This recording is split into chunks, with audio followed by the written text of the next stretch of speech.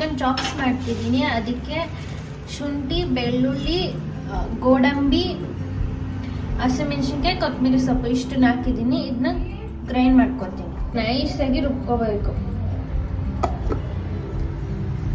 ಇವಾಗ ನಾವು ಪೇಸ್ಟ್ ಮಾಡಿ ಇಟ್ಕೋಬೇಕು.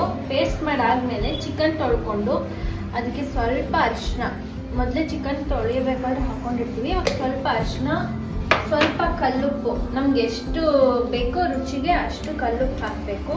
ಅದಾದಮೇಲೆ ಇದು ಏನು ಮಿಕ್ಸ್ ಮಾಡ್ಕೊಂಡಿರ್ತೀವಿ ಇದನ್ನ ಹಾಕಬೇಕು. ಇದನ್ನ ಹಾಕಿ ಮಿಕ್ಸ್ ಮಾಡಿ ಸ್ವಲ್ಪ 10 ಮಿನಿಟ್ಸ್ ಇಟ್ಕೊ. ಇವಾಗ ನಾನು ಇದನ್ನ ಮಿಕ್ಸ್ ಮಾಡಿದ್ದೀನಿ. ನೆಕ್ಸ್ಟು ಏನು ಮಾಡ್ತೀನಿ ಅಂತ ತೋರಿಸ್ತೀನಿ. ಇವಾಗ ಸ್ವಲ್ಪ ಎಣ್ಣೆ ಹಾಕೋಬೇಕು. ನಿಮ್ಗೆ ಎಷ್ಟು ಬೇಕೋ ಅಷ್ಟು ಎಣ್ಣೆ ಬಿಸಿ ಆದಮೇಲೆ ಸ್ವಲ್ಪ ಜೀರಿಗೆ, ಸ್ವಲ್ಪ ಒಂದು ಆನಿಯನ್ ಕಟ್ ಮಾಡಿ ಹಾಕ್ತೀವಿ. ಆನಿಯನ್ ಫ್ರೈ ಆಗಬೇಕು. ಆನಿಯನ್ ಚೆನ್ನಾಗಿ ಗೋಲ್ಡನ್ ಬ್ರೌನ್ ಆಗಬೇಕು. ಆನಿಯನ್ ಚೆನ್ನಾಗಿ ಗೋಲ್ಡನ್ ಬ್ರೌನ್ ಆದಮೇಲೆ ಇನ್ನೇನು ಮ್ಯಾರಿನೇಟ್ ಮಾಡ್ಕೊಂಡಿರ್ತೀವಿ ಅದನ್ನು ಹಾಕಬೇಕು.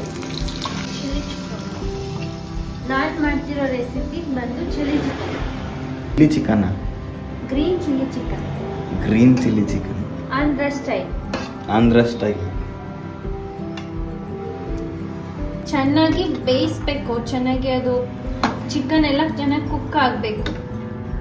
ಇವಾಗ ಇದು ಕಂಪ್ಲೀಟಾಗಿ ರೆಡಿ ಆಗಿದೆ. ಕಂಪ್ಲೀಟಾಗಿ ಕುಕ್ ಆಗಿದೆ.